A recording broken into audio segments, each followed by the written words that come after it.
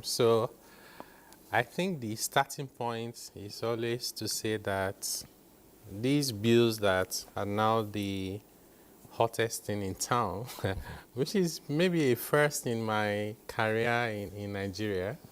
There was a time I read an article in, I think it was in a British journal, and they said if you want to get the attention of the nation, talk about entertainment and talk about tax. And I said, when we will get to that point in Nigeria that people pay attention to tax matters, it seems to have arrived now.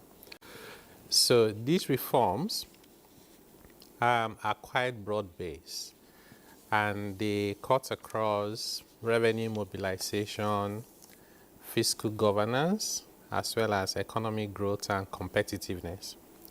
So we have a lot of work we've done in the area of fiscal policy, things to do with how we impose taxes, what principles should we follow: fairness, equity, convenience, economy, protecting the poor.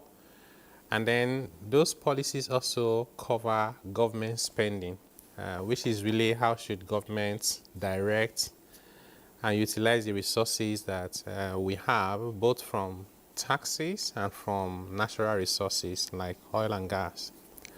And there's also the one about government borrowing. What is the ideal way to borrow? We know that the government just raised Eurobond a couple of days ago, and it was oversubscribed.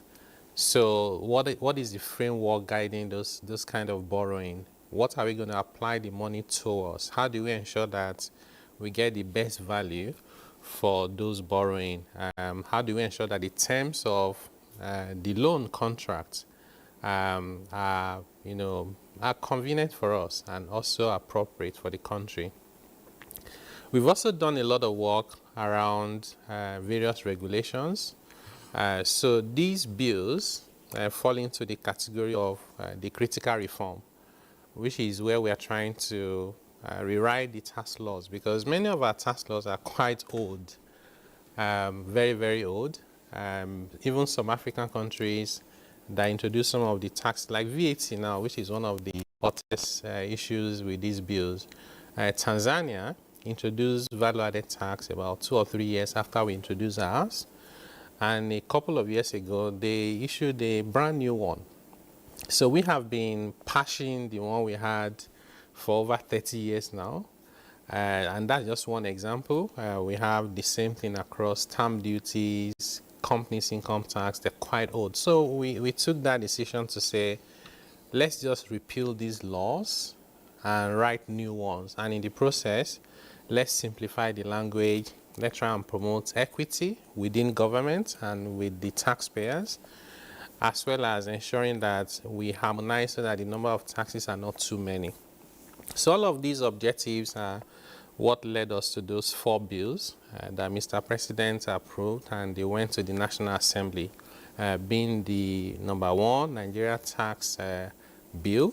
It's a law that shows you the major taxes you need to pay, who needs to pay, and so on and so forth. Then the second one is the Nigeria Tax Administration Bill, which is the bill that tells you how we would administer those taxes, including how we administer taxes that are collected centrally and those that are collected by subnational.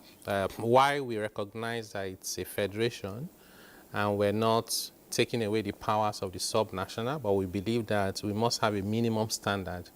For example, revenue authorities at the state level are expected to be autonomous, which means they should operate professionally, be able to hire their own staff, be able to pay them appropriate remuneration, be able to fire them if they need to fire them. Because, if you recall, up until 2007, the Federal Inland Revenue Service did not have autonomy and they did not perform. Once the autonomy was granted under President Obasanjo, and we had the FECO as the head of the FRSI, that was when the transformation started.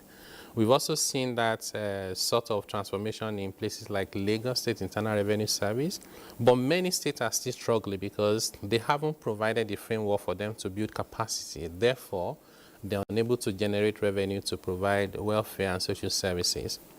So we have all of this covered in that administration bill. Then the next one is the Nigeria Revenue Service Establishment Bill, which is trying to establish the Nigeria Revenue Service to replace the Federal Inland Revenue Service with some expanded scope in terms of the work that they have to do. And the last bill is the Joint Revenue Board Establishment Bill. That's seeking to establish the Joint Revenue Board to replace the Joint Tax Board that we have today. In addition to that, that bill will then warehouse provisions around tax appeal tribunal, which helps us with dispute resolution. And finally, the tax ombudsman that it's meant to protect and advocate for taxpayers' rights, particularly small businesses that are unable to protect themselves.